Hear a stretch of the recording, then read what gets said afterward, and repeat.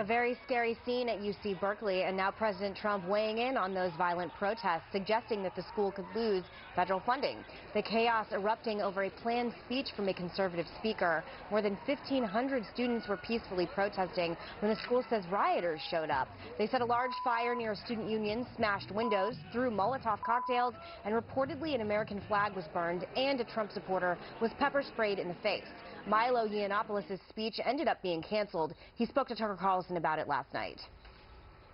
What's particularly scary and should be particularly troubling is it not only happened on an American college campus, supposedly in the land of the free, these are these places where you should be able to engage with different ideas, places where you should be able to hear speakers. And students who come to my talks who don't necessarily agree with me but just want to hear the other side, they were prevented from doing so this evening by violence from the left that is terrified of anyone who they think might be persuasive or might be interesting or might take people with them. School officials say in a statement that the event was canceled out of concern for public safety. President Trump tweeting, if UC Berkeley does not allow free speech and practices violence on innocent people with a different point of view, no federal funds, ?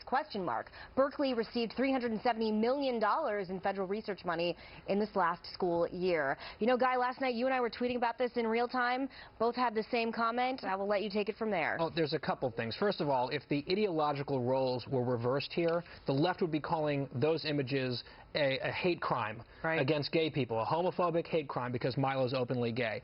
Secondly, these rioters were proving Milo's point. I'm not always in total agreement with this guy, okay? But he comes out and says, oh, these social justice warriors are precious snowflakes. They can't handle views that are different from their own. And here they come out and disrupt the speech, cancel the speech with violent protests. It's the best publicity he could ever pay for. And they're giving it to him for free. And finally, if you interviewed these thugs, if you stopped one and got their mask off their face and asked them some questions, they would say that they're against fascism. But look at these fascistic tactics that they're using, destroying private property, assaulting innocent people to shut down a peaceable assembly and free speech. We have this video of the Trump supporter being pepper sprayed on that. Are you surprised, ma'am? In a free country with free speech. Yeah. Brutal. I mean, look, they claim that they're against fascism, but they are what they claim to oppose. These are outrageous and enraging images. This is just a girl showing up to listen to a speech on a college campus, and that's the way that she's being treated. And just the lawlessness. And by the way, you had the mayor of Berkeley coming out and sort of supporting this and attacking the free speech of Milo on Twitter. I mean, that is a disgraceful thing. Speech, the whole point of free speech is to protect unpopular speech. Right. It's easy to protect popular speech, and this shows once again that the left has, in some cases, these are extremists, but absolutely no tolerance. Okay, but Guy, the president is threatening to pull the federal funds from the university. Do you agree with that move? I'm not sure that that is the best way to go about it. I understand to sort of take a shot across the bow of the university saying if you're not going to protect free speech and you're a public institution, you've got a lot of federal funds coming, you have to stand up for some of our bedrock values if you want to make sure that that faucet remains on.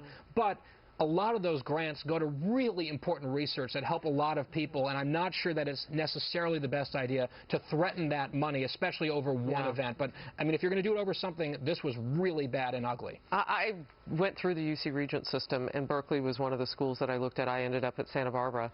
But knowing it very well, actually, as an alumni who's still very involved in the UC Regent system, that money does go to a lot of different things, and to students that actually don't agree with those who were doing those things yesterday, those violent things. And I have to cut my own self off here because there's breaking news. We want to get to that White House.